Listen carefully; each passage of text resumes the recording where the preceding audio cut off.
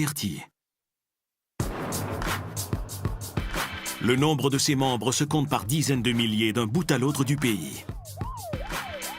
Ils sont partout. Ils sont comme des cafards. C'est le nombre qui les rend si puissants. Il est impossible de leur tourner le dos. Ils sont prêts à tuer n'importe qui.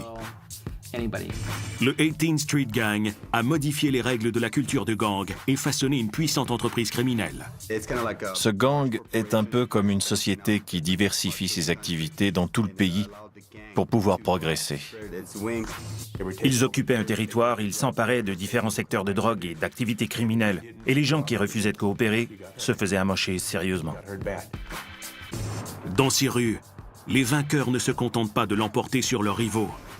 Ils les anéantissent. Il faut être prêt à tout faire. Voler, dévaliser, escroquer, tuer. Il faut être prêt à tout. Le 18th Street Gang est ouvert à tous, mais personne ne peut le quitter. Il y a une seule façon d'en sortir. C'est de se faire tuer.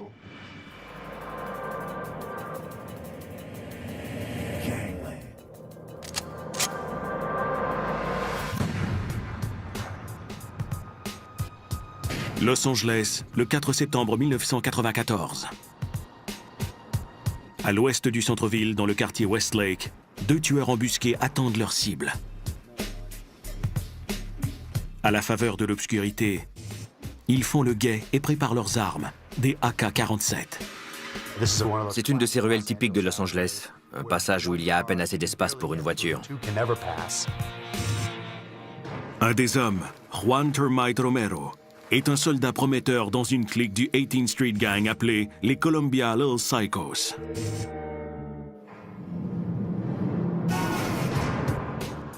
Le gang se spécialise dans l'extorsion.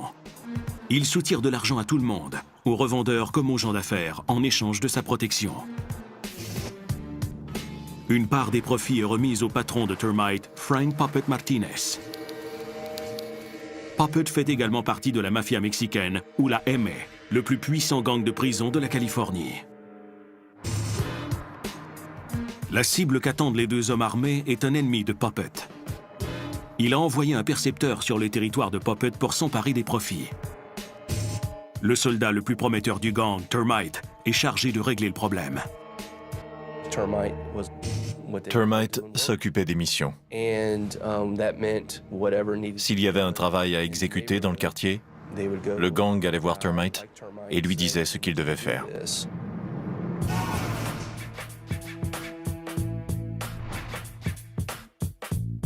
L'audace et la violence impitoyable du 18th Street Gang lui ont permis de s'imposer à Los Angeles.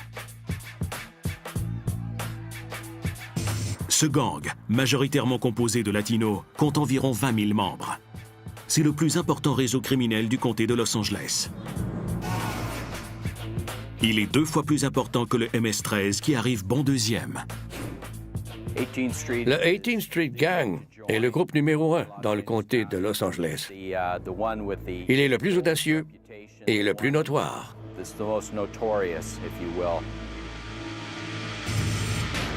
Le 18th Street Gang ne ressemble à aucun autre gang de rue à cause de l'importance de ses effectifs et du fait qu'il n'a aucune direction générale.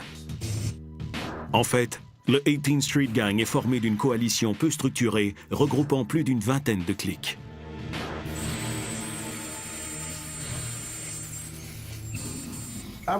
Sa structure rappelle davantage une fédération qu'une hiérarchie. Ces cliques portent des noms tels que Hoover Locos, Chateau Park Locos et Columbia Little Psychos. Les membres du 18th Street Gang s'identifient selon leur quartier. Ils choisissent le nom de leur clique d'après la rue ou le quartier où ils vivent. Chaque groupe fonctionne de façon autonome et chacun est dirigé par un chef de clique.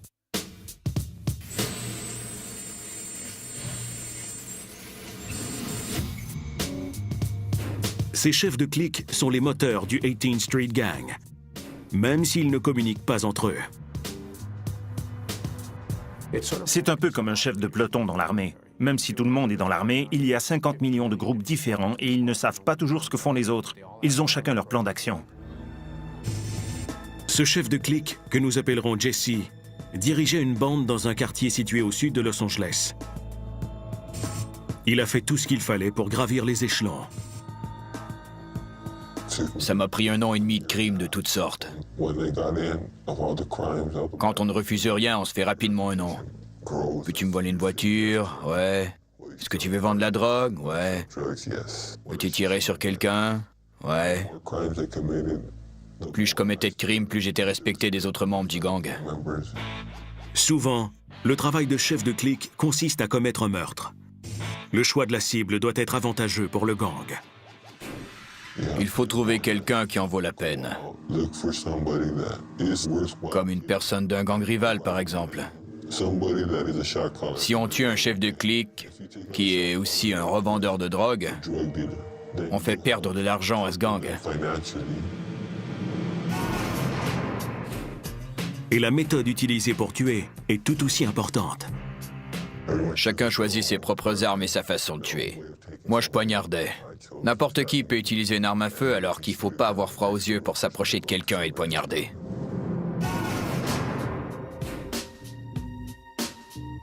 Les cliques qui composent le 18th Street Gang génèrent ensemble plusieurs millions de dollars par année grâce à la vente de fausses cartes d'identité, au vol de voitures, à l'extorsion, ainsi qu'au trafic d'armes et de stupéfiants. Chaque groupe a tendance à se spécialiser dans un type d'activité criminelle. Certaines cliques sont très impliquées dans la fabrication et la vente de drogue. Il y a aussi des cliques du 18th Street Gang qui ne font qu'extorquer de l'argent aux gens d'affaires de leur secteur. Ils ont partagé le gâteau et ils comptent les uns sur les autres. Cette mentalité de diviser pour régner a permis au gang de se développer et d'étendre son influence. Un décrocheur qui se fait appeler Javier est entré dans le gang à l'âge de 15 ans. Il se rappelle que son initiation a été pénible. Il s'est fait tabasser pendant 18 secondes. Ça a été horrible. Mais après tout, c'était ce que je voulais. Ne plus en sortir. Mener cette vie. Oscar, qui porte aussi un nom d'emprunt, est un ancien membre haut placé d'un gang rival. Il a passé 20 ans de sa vie à combattre le 18th Street Gang. Ils doivent mériter leur galon. Ils doivent tuer des gens. On peut être un soldat, mais si on veut progresser, il faut le mériter. Le fait d'être membre comporte certains privilèges, car le 18th Street Gang est un des réseaux criminels les plus redoutés au pays. La peur suscite le respect, ce que tout membre de gang veut obtenir. Quand on est membre du 18th Street Gang, on a plus de crédibilité dans la rue. Tout le monde a peur de nous. Pourquoi? Parce que si on est attaqué, tout le gang va s'en mêler. La perspective d'avoir du pouvoir et de l'argent incite certains soldats à gravir les échelons jusqu'au sommet, et ce à n'importe quel prix. Pour avoir de l'argent, j'aurais frappé une grand-mère en plein visage. J'aimais ce genre de vie.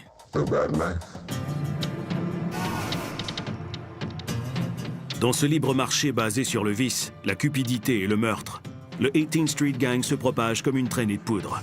Il s'étend à d'autres villes américaines et attire d'innombrables recrues. Ils veulent seulement avoir le plus gros gang. Plus ils sont de soldats, plus ils peuvent tout contrôler. Le nombre est tout ce qui compte. Le territoire et le nombre de membres sont aussi ce qui préoccupe Juan Termite Romero lorsqu'il attend sa cible à Westlake. Vers minuit, une voiture entre dans la rue étroite. Elle est conduite par l'homme qu'attendait Termite, Carlos Truco Lopez. Lorsque Truco s'approche lentement de la sortie, Termite et son compagnon, tous deux armés de AK-47, mettent en joue les occupants de la voiture. Quand ils ont vu Truco s'approcher, ils ont ouvert le feu avec leur AK-47. Le message est clair. Ce quartier nous appartient et on le garde.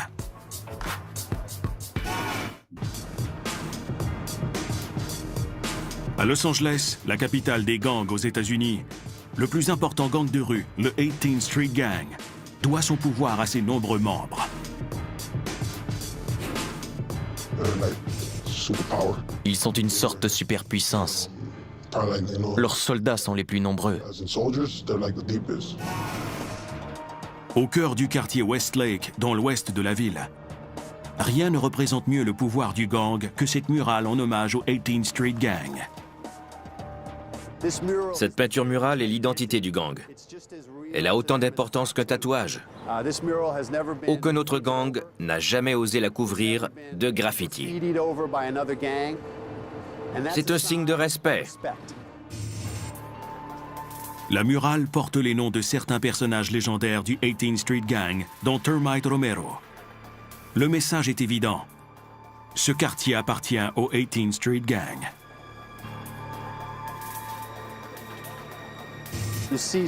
Elle retrace l'histoire de gens qui ont voulu venir dans ce pays ou qui ont été forcés de quitter leur patrie. Ils ont formé un gang. Et dans ce gang, ils ont trouvé le bonheur, la tristesse, la joie, la violence et finalement, la prison et la mort. Au début, le 18th Street Gang n'est rien de plus qu'une petite bande de marginaux.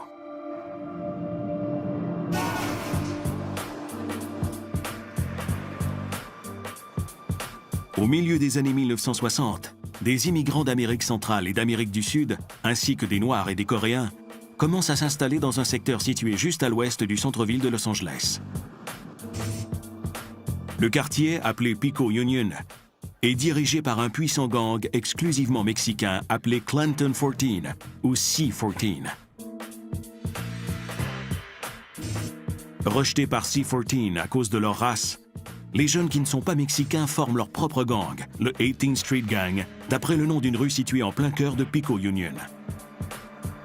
Ces jeunes fréquentaient une maison de prostitution qu'on appelait chez Sadie. La 18e rue était près de cette maison, à peu près au milieu du quartier où vivaient tous ces jeunes désœuvrés. C'est le début d'une révolution de gangs. Le 18th Street Gang accueille tous ceux qui veulent en faire partie. Certains croient que c'est la raison de leur succès. Le gang s'est organisé en tenant compte de toutes ces cultures, de toutes ces ethnies. Et ces éléments lui ont donné l'élan nécessaire pour devenir un gang très important. Ils en ont fait un groupe redoutable. Comparativement à la plupart des autres gangs, leurs critères d'admission sont très souples. Qu'ils puissent parler l'anglais ou non n'a pas d'importance. Pour eux, ce sont des soldats. Avec le temps, le 18th Street Gang devient assez important pour tenir tête à ses rivaux. Ils se sont impliqués dans de nombreuses batailles. Ils ont porté le niveau de violence à un point tel qu'ils ont fini par être connus comme le gang le plus violent de Los Angeles. Au cours des années 1970, le nombre de membres du 18th Street Gang augmente régulièrement. Puis au cours des années 1980, il grimpe en flèche.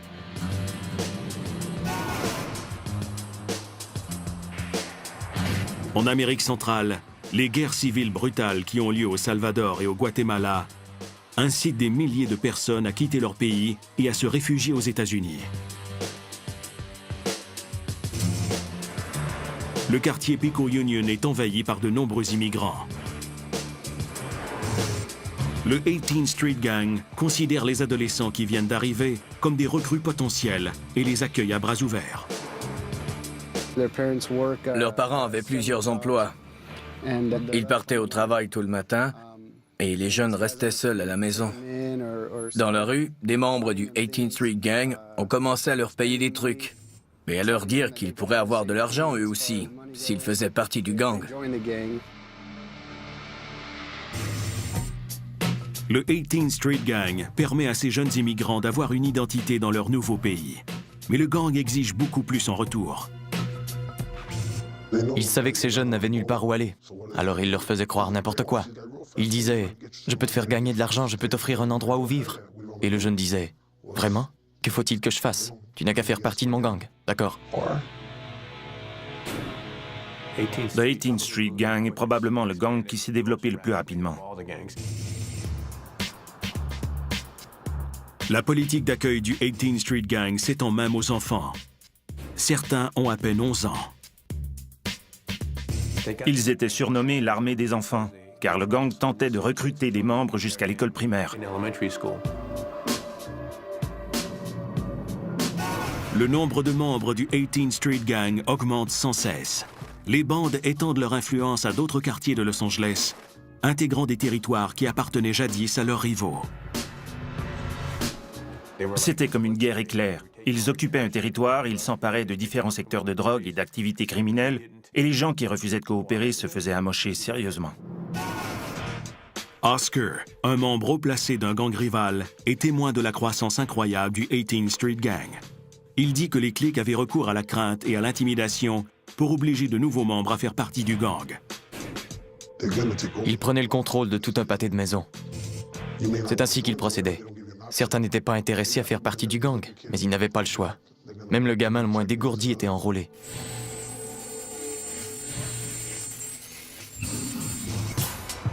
En 1990, le 18th Street Gang est un des gangs les plus importants et les plus meurtriers du comté de Los Angeles. C'est avant tout une question de peur et d'intimidation. Ils sont dangereux, surtout parce qu'ils sont très nombreux. Si on habite dans le quartier et qu'on se querelle avec l'un d'eux, on se retrouve avec 100, 200 ou 500 membres du gang sur le dos. Mais l'autonomie des nombreuses cliques du 18th Street Gang ne plaît pas au plus puissant gang de prison de la Californie, la mafia mexicaine ou la MA. La mafia mexicaine tentait de contrôler les gangs hispaniques du sud de la Californie. Plusieurs acceptaient de se soumettre parce qu'ils craignaient la mafia. La mafia mexicaine inflige des châtiments violents à ceux qui refusent d'obéir à ses ordres. Quand ces individus se retrouvent en prison, ils savent qu'ils sont attaqués si on en donne le feu vert.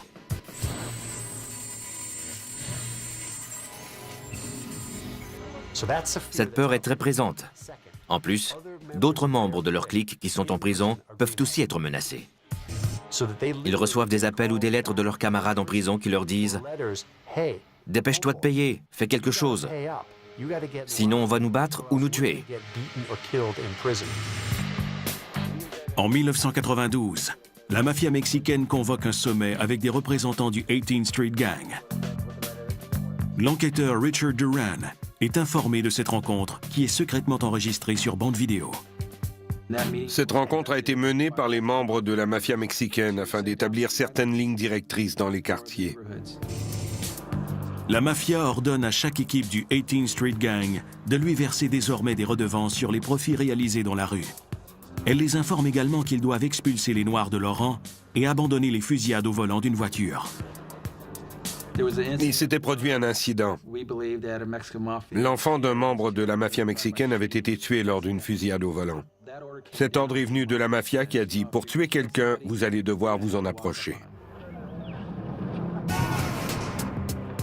Les représentants du 18th Street Gang qui assistent au sommet prennent la décision qui s'impose. Ils acceptent les conditions de la mafia mexicaine. Mais en pratique, toutes les cliques ne respectent pas les nouvelles règles. Peu d'entre elles expulsent les Noirs.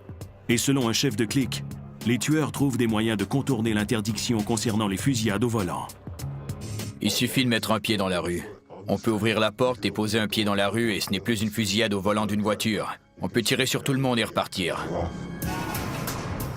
Cette entente apporte cependant un avantage au 18th Street Gang. Il est plus respecté dans la rue. Je peux obtenir tout ce que je veux car ils savent que je n'ai qu'à prendre le téléphone et dire « J'aime pas ce gars-là, il faut faire quelque chose. » Et bang, son cas est réglé. Au milieu des années 1990, le 18th Street Gang s'est tellement développé qu'il s'étend au-delà des limites du comté de Los Angeles. C'est surtout parce que des familles ont déménagé ailleurs. Les gens qui étaient membres du gang à Los Angeles ont continué à l'être dans la ville où ils se sont retrouvés. Le 18th Street Gang se propage partout aux États-Unis, alors que des membres du gang déménagent dans le Midwest, dans le Sud et sur la côte Est. Les tentacules du 18th Street Gang ont atteint certains endroits aussi improbables que Omaha, dans le Nebraska, Nashville, dans le Tennessee, et Baltimore. Des endroits qu'on n'associerait pas normalement à des gangs de rue du comté de Los Angeles.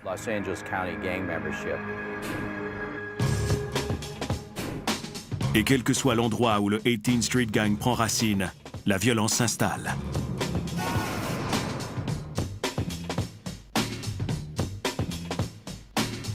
Vadnais Heights, au Minnesota, le 9 avril 2006. Le commis d'un dépanneur, Amar Al-Bossad, achève son quart de travail du dimanche soir lorsque deux membres du 18th Street Gang armés de poignards font irruption dans le commerce et sautent par-dessus le comptoir. Ils attaquent le commis qui tente désespérément de se défendre. Al-Bossad survit à l'agression. Armé d'un bâton de baseball, il poursuit les deux hommes jusqu'à l'extérieur. Les deux membres du gang sont capturés plus tard et reconnus coupables de voies de fait et de tentative de meurtre. Même si le vol a été un échec, l'incident confirme la réputation du 18th Street Gang dans la région. Cet exemple démontre qu'ils peuvent commettre des crimes violents sans aucune raison, seulement pour prouver leur fierté d'appartenir au gang et tenter de gravir les échelons. L'incident prouve que le 18th Street Gang devient un problème national. On était prêt à tirer, à poignarder, à voler, à faire n'importe quoi.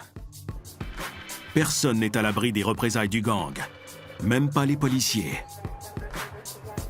À leurs yeux, c'est l'objectif suprême. Ils sont prêts à tuer n'importe qui.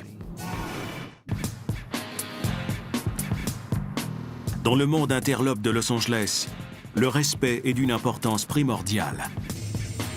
Les membres du plus important gang de rue de la ville, le 18th Street Gang, arborent fièrement les symboles de leur gang.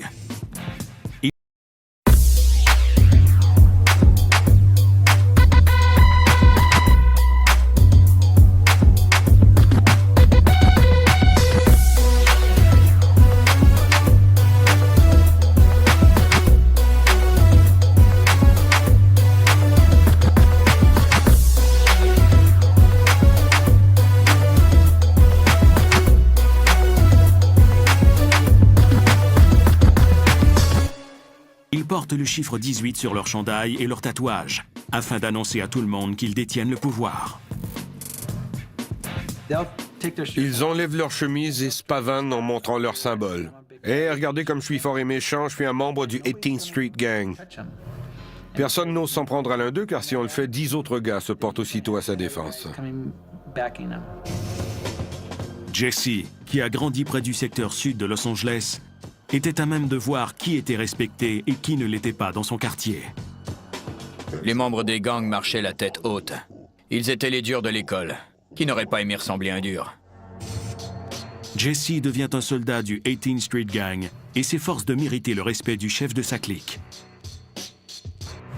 Plus on fait de mauvais coups, plus on commet de crimes, plus on tue de gens, plus on est apprécié. Les rues où Jesse et les autres soldats sévissaient sont celles que patrouille l'enquêteur James Corcoran. Comme il est assez tôt le matin, c'est calme. En général, les résidents du quartier sont des gens honnêtes qui s'efforcent de gagner leur vie et d'élever leur famille. Mais à certains moments de la journée, spécialement en fin d'après-midi et à la tombée de la nuit, les membres de gang ont tendance à prendre le contrôle des rues.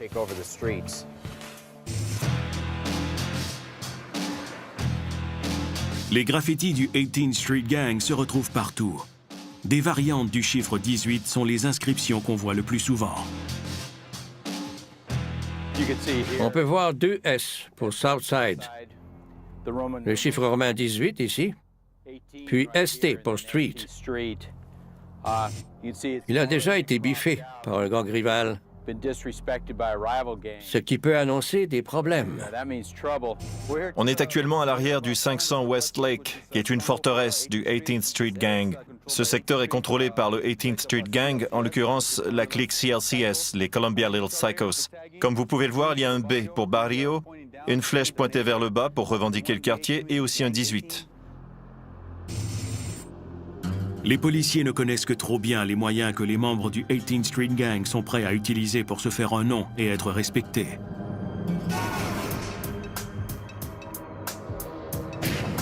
Le 9 août 1998, l'agent Phil Cuesta et un collègue, tous deux du service de police de Los Angeles, patrouillent le territoire du 18th Street Gang à l'ouest de la ville. Ils vérifient une information concernant une soirée organisée par le gang. Ils immobilisent leur véhicule à proximité de l'endroit qui les intéresse et commencent à surveiller les lieux. Occupés à surveiller la maison, ils ne remarquent pas qu'un homme s'approche derrière la voiture de patrouille. Catarino González, âgé de 20 ans et membre du 18th Street Gang, pointe son Glock 9 mm vers les policiers et fait feu. À plusieurs reprises. Phil a embrayé, il a commencé à s'éloigner. Il a reçu une balle derrière la tête. Et il est mort. Le collègue de Phil Cuesta n'est pas blessé. González est arrêté plus tard et reconnu coupable de meurtre, mais n'expliquera jamais les raisons de son geste. On croit que González avait déjà été arrêté par Cuesta et son collègue, et que c'était sa façon de riposter. González devient un héros pour les autres membres de son gang. Ils lui rendent hommage tout en profitant de l'occasion pour narguer les policiers. 2 ans plus tard, à l'approche de l'anniversaire de la mort de Phil Cuesta, le 18th Street Gang a fait toutes sortes de graffitis pour montrer son mépris envers le service de police de Los Angeles. Pour eux, tuer un policier est l'objectif suprême.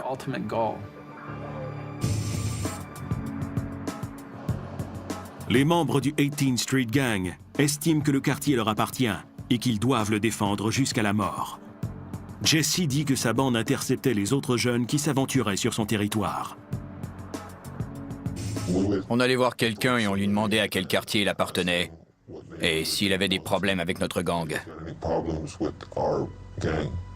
S'il répondait quelle importance, on prenait ça comme un manque de respect.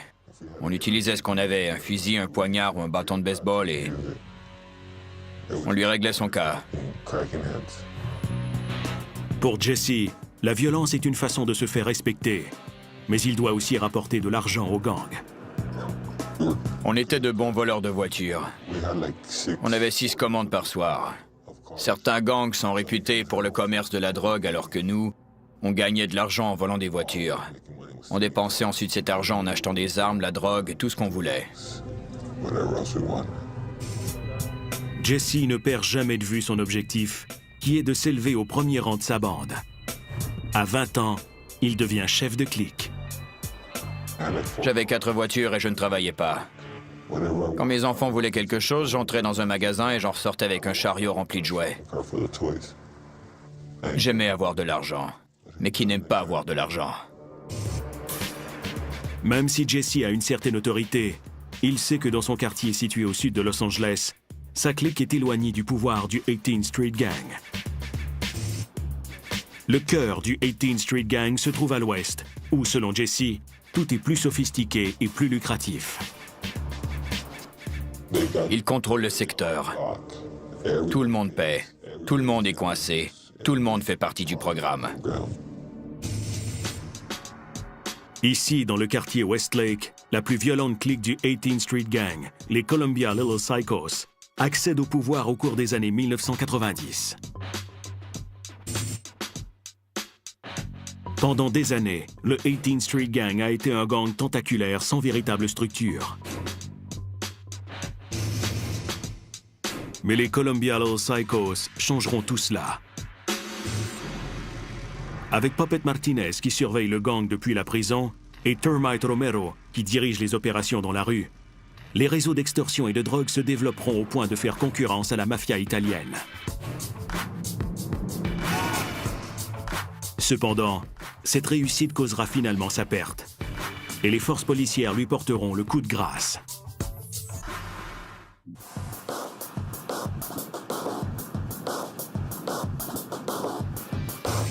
Au milieu des années 1990, le 18th Street Gang est devenu un vaste réseau criminel, plus puissant que tous ses rivaux de Los Angeles.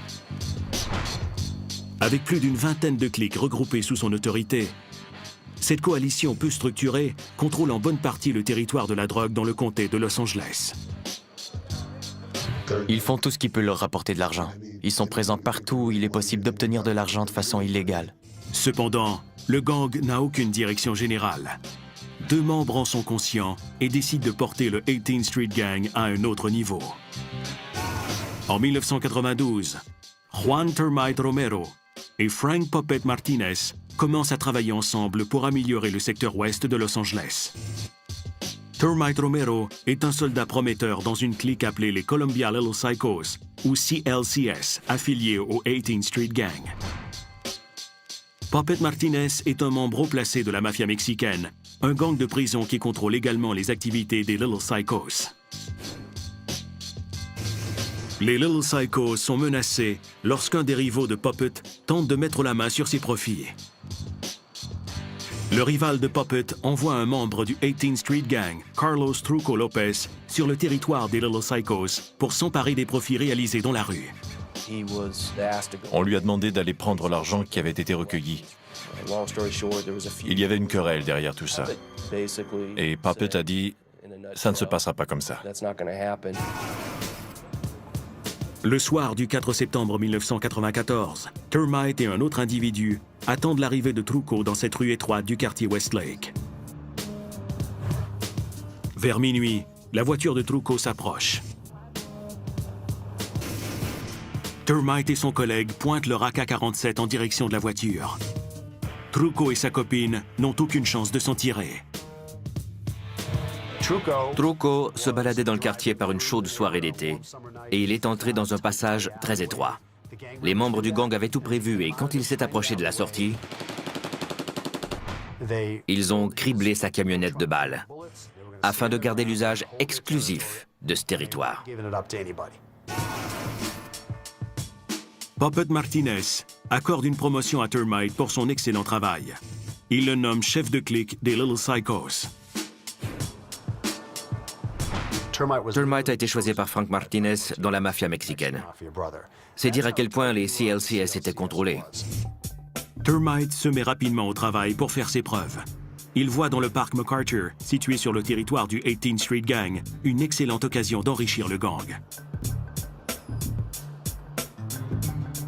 Le parc, qui est le refuge des membres de gang, accueille des gens de tous les milieux et offre à ceux qui cherchent rapidement de la drogue l'occasion de tout acheter au même endroit. Termite est décidé à soutirer le plus d'argent possible aux revendeurs du parc MacArthur. Il ordonne aux membres des Little Psychos d'améliorer leur système d'extorsion. Termite a fait travailler le gang jour et nuit, 7 jours semaine. Il y avait 2 quarts de travail par jour. Cette activité qui rapportait 1000 à 2000 $ par semaine a commencé à rapporter 5 à 10 000 $. Il a doublé, triplé, même quadruplé les profits. Il s'assure que chaque revendeur paie son dû. Aucun agent libre n'est autorisé à vendre de la drogue dans son quartier. L'agent spécial du FBI, James J., explique de quelle façon fonctionnait la perception des loyers. En raison de certaines causes en cours, il a demandé à ce que son visage soit dissimulé. Il louait les rues aux revendeurs qui acceptaient de payer le prix le plus élevé pour obtenir les droits exclusifs de distribution dans ce secteur. Certaines rues étaient louées entre 10 000 et 12 000 $ par semaine. D'autres étaient louées pour 5 000 à 7 000 $ par semaine. Termite et son équipe rapportent un total d'environ 85 000 $ par semaine. Pour que les Little Psychos continuent à fonctionner efficacement, il établit une hiérarchie. Au sommet de la structure se trouve Puppet Martinez, qui dirige les opérations depuis la prison. Le deuxième poste est occupé par la conjointe de Puppet, Jenny Garcia, qui contrôle les activités pour lui à l'extérieur. Jenny Garcia était connue comme la señora ou la patronne. Elle percevait l'argent à sa place et dirigeait son entreprise dans la rue. Après Jenny, le membre le plus important est Termite. Vient ensuite un groupe de lieutenants assignés à différents secteurs du territoire des Little Psychos. Les revendeurs offraient soit de l'héroïne, soit du crack. La plupart du temps, c'était du crack. Les lieutenants surveillaient les coins de rue. Ils allaient dans les rues, ils trouvaient ceux qui vendaient de la drogue et leur soutiraient de l'argent. Seuls les lieutenants communiquent avec les soldats qui font le sale boulot pour le gang. Cela permet de tenir Puppet, sa conjointe et Termite à l'écart des forces policières. Et le gang ne manque pas de volontaires pour aller au front. La brigade des stupéfiants locale se manifestait régulièrement. Elle arrêtait 3, 4 ou 5 vendeurs de rue Mais le lendemain soir, il y en avait 4 autres pour les remplacer. En 1995, les Little Psychos se sont transformés en une entreprise criminelle sophistiquée.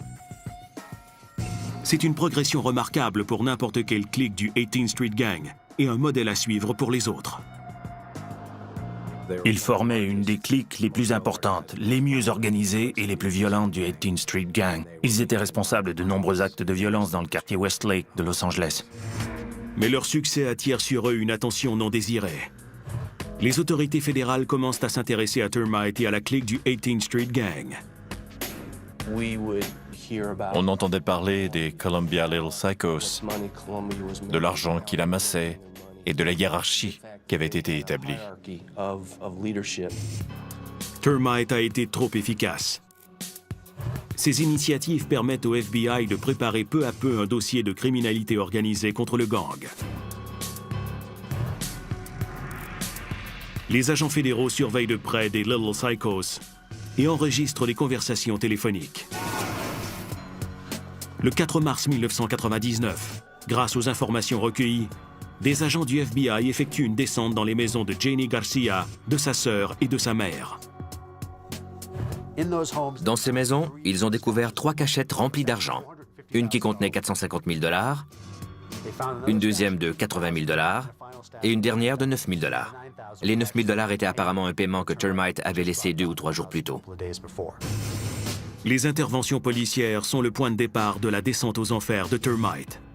Dans les rangs des Little Psychos, la rumeur veut qu'un membre ait conclu une entente avec les agents fédéraux. Même si elle ne possède aucune preuve, Janie Garcia a conclu que Termite est le traître. Elle convainc son mari, Puppet Martinez, que son ambitieux chef de clique les a trahis. De la prison, Puppet envoie un message qui dit simplement « Exterminer sera ». Le 1er novembre 1999. À son bureau, Termite Romero attend la livraison hebdomadaire de l'un de ses percepteurs de loyer. Il retourne ensuite à sa voiture. Soudain, plusieurs membres du 18th Street Gang apparaissent et font feu sur lui. Termite les a vus venir. Ils ont criblé sa voiture de balles et ils ont tiré à plusieurs reprises sur Romero et son chauffeur. Même s'il a été touché 5 fois, Termite survit à l'attaque. Il se réveille à l'hôpital, conscient que sa propre clique a tenté de le tuer. Ils s'en sont pris à lui sans avoir aucune preuve. À mon avis, il était leur soldat le plus loyal. S'il n'avait pas essayé de le tuer, il n'aurait probablement pas accepté de coopérer avec nous.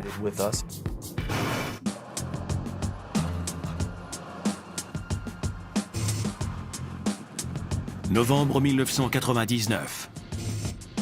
Après une tentative d'assassinat ratée contre Juan Termite Romero, chef de clique des Columbia Little Psychos, la confusion règne dans le gang.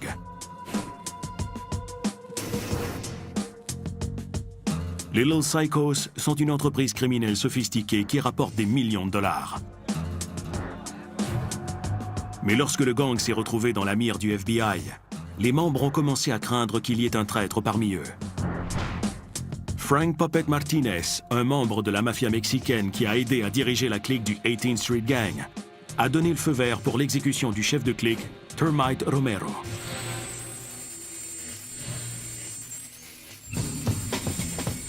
Termite a survécu à l'attaque et les autorités s'efforcent d'éviter qu'il y ait d'autres représailles. C'est à ce moment qu'on a su qu'il fallait faire quelque chose pour éviter une escalade de la violence. L'agent spécial Carl Sanford sait que Termite se rétablit au domicile d'un ami. Il obtient un mandat et procède à son arrestation. Termite est accusé de blanchiment d'argent fédéral et de trafic de stupéfiants. Termite est plus que disposé à coopérer avec les enquêteurs. Le leader de 33 ans veut se venger de son patron, Frank Puppet Martinez.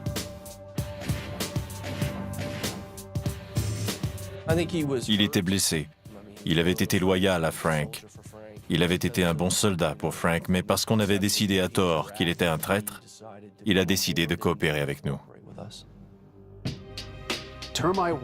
Lorsque le FBI a arrêté Termite en décembre 1999, Il était épuisé et stressé, comme n'importe quel autre gestionnaire d'une entreprise américaine rentable.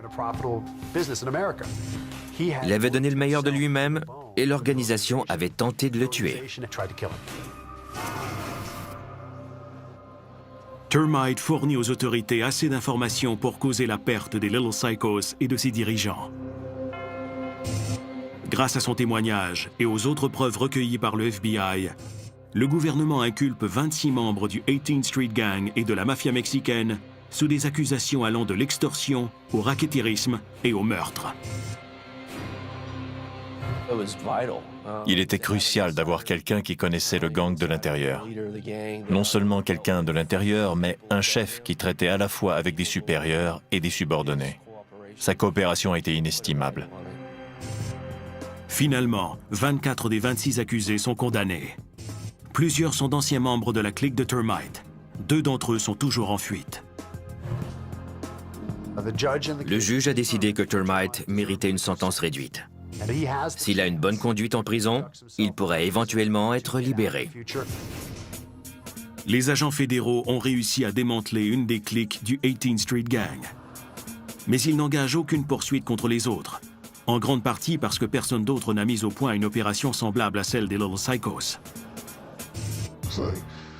On se débarrasse d'une clique, mais il y en a toujours une autre, et encore une autre. Ça ne finit jamais. Aujourd'hui, le 18th Street Gang reste une coalition meurtrière de près d'une trentaine de cliques qui ne semble avoir aucune intention d'abandonner la partie. Le gang a même souligné l'arrivée du 21e siècle en inaugurant son site web officiel. Ils utilisent l'Internet afin de faire savoir à tous qu'ils sont un des gangs les plus importants et les plus violents du sud de la Californie. Le recrutement a connu des hauts et des bas au fil des ans. Mais la plupart des experts croient que la vie de gang ne perdra jamais son attrait dans les environnements urbains défavorisés. Imaginez un gamin dont le père est absent parce qu'il est en prison. Il vit dans un taudis, envahi par les cafards. Parfois il mange, parfois il ne mange pas. Arrive alors un membre du 18th Street Gang qui lui offre 300 $ par semaine simplement pour se tenir au coin de la rue et le prévenir si la police arrive. Comment peut-on dire à ce gamin de refuser? Comment peut-on rivaliser avec ça? Certains membres du 18th Street Gang se sont éloignés du gang et poursuivent leur route seuls. Jesse, le chef de clique du secteur sud, a décidé que la vie de gang n'en valait plus la peine. Lui et sa famille vivent désormais dans la clandestinité. J'ai réalisé pour la première fois que les activités de gang étaient des conneries quand j'ai été arrêté. J'ai alors compris que les gangs ne nous donnent rien. Quand on va en prison, ils ne s'occupent pas de nous. Comme membre d'un gang, on n'a aucune assurance, pas de programme de revenus supplémentaires, pas de régime de retraite. On n'en retire rien. Mais la décision de Jesse de s'éloigner ne plaît pas à ses camarades du 18th Street Gang. Ils veulent ma mort parce que j'ai choisi d'être un citoyen comme les autres et d'abandonner la vie de gang. J'ai simplement décidé de passer à autre chose. Mais ils sont incapables de le comprendre.